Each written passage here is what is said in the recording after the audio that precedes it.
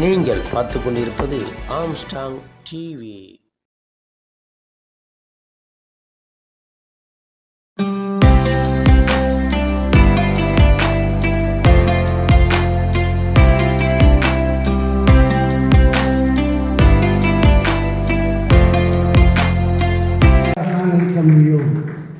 அவரை நாம் ரோல் மாடலாக எடுத்துக்கொள்ள வேண்டும். தினந்தோறும் அவர் காலையிலே உடற்பயிற்சிக்கு 6:15 மணிக்கு ஆரம்பித்தால் இரவு 12 மணிக்குத்தான் கழக பணியிலிருந்து விலகுகிறார். ஒவ்வொரு வட்ட செயலாளரும் ஒவ்வொரு நிர்வாகியும் இந்த தேர்தல் நேரத்திலாவது சூரியன் உதயத்திற்கு முன் எழுந்து இரவு நான் இந்த தருணத்தில் அன்போடு கேட்டுக்கொள்கிறேன். நிலவுகின்ற சூழல் திராவிட முன்னேற்ற கழகத்திற்கு சாதகமாக நிலவிக் கொண்டிருக்கின்றது. கூட்டணி என்றாலும் சரி, மக்கள் நலப்பணி என்றாலும் சரி, தலைமையின் மீது மக்கள் கொண்டிருக்கின்ற நம்பிக்கை என்றாலும் சரி, அனைத்திலும் முதன்மையாக இருப்பது களத்திலே திராவிட முன்னேற்ற கழகம்தான் என்பதை நாம் நெஞ்சை நிமித்து சொல்ல முடியும்.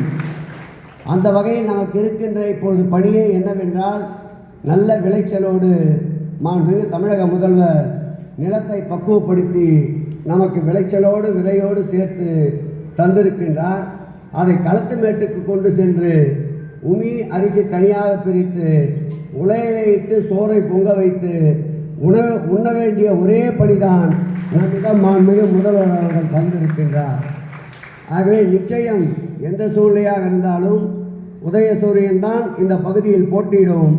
முதல்வர் யாரை கையை காட்டுகிறாரோ அவர்தான் வேட்பாளர், அவர்தான் சட்டப்பேரவை உறுப்பினர் என்பதை நிச்சயிக்க வேண்டும் என்று கேட்டுக்கொண்டு, நல்ல நாளாக இருந்தாலும் கிடைக்கின்ற நேரத்தை வீணடிக்க வேண்டாம் என்ற காரணத்திற்காக இன்றைக்கு இந்த கூட்டத்தை வைத்தோம்.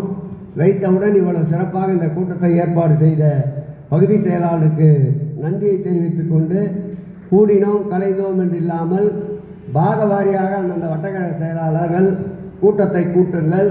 பாகத்திலே இருக்கின்ற கழக நிர்வாகிகளுடைய பெயர்களை உறக்கத்தில் எழுப்பி கேட்டால் கூட சொல்லுகின்ற அளவிற்கு தயாராகுங்கள். அந்த பாக நிர்வாகிகளுக்கு என்ன பணி என்பதை எடுத்து சொல்லுங்கள்.